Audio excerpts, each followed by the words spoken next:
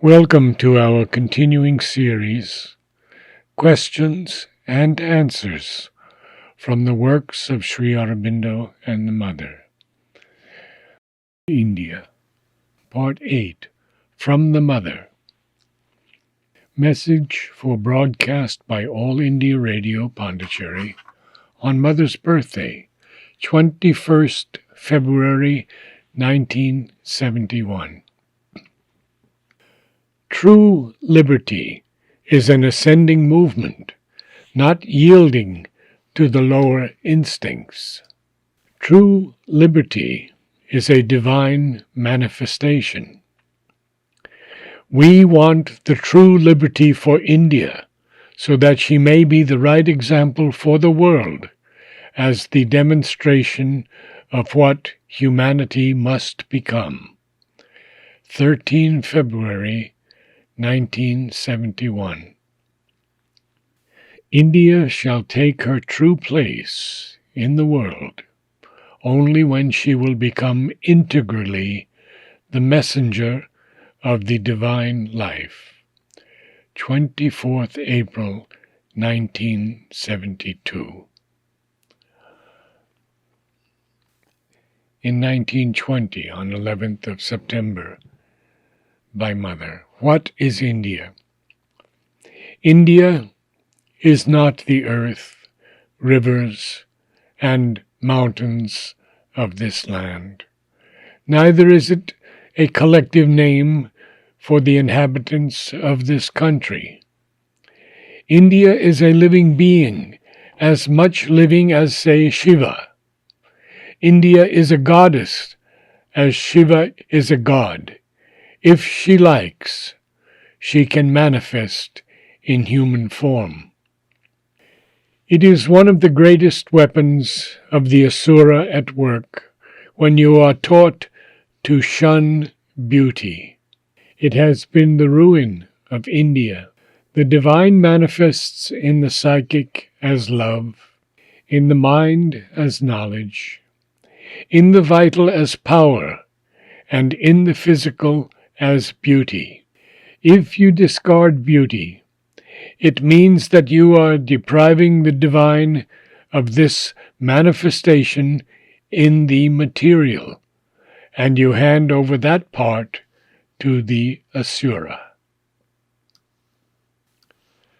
From time immemorial, some scholars say 8,000 years before the Christian era, India has been the land of spiritual knowledge and practice, of the discovery of the supreme reality and union with it.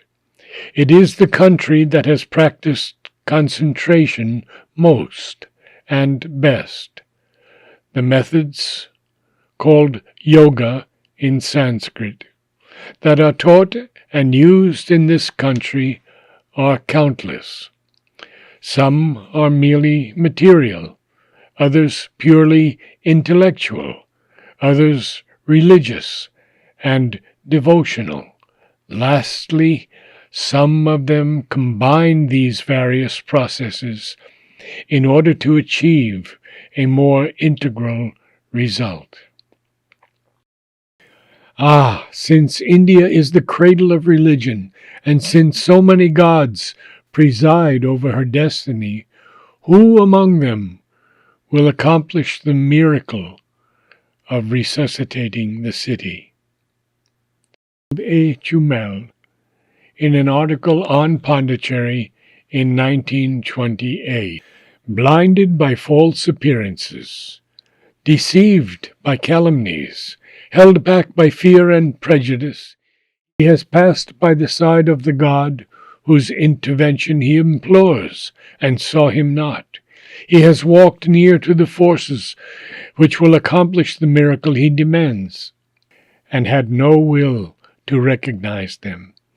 Thus has he lost the greatest opportunity of his life, a unique opportunity of entering into contact with the mysteries and marvels whose existence his brain has divined, and to which his heart obscurely aspires.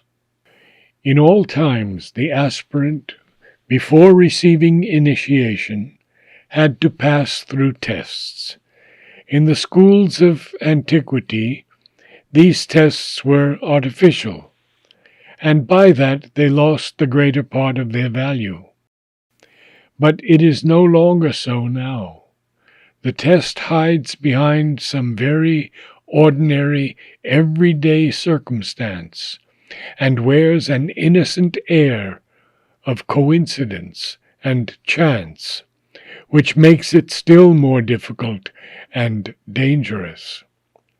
It is only to those who can conquer the mind's preferences and prejudices of race and education that India reveals the mystery of her treasures.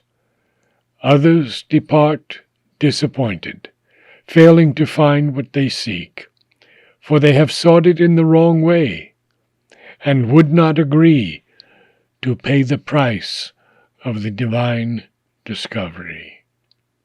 I have the deepest respect for Indian languages, and continue to study Sanskrit when I have time. The Sanskrit ought to be the national language of India. Blessings. 19 April 1971.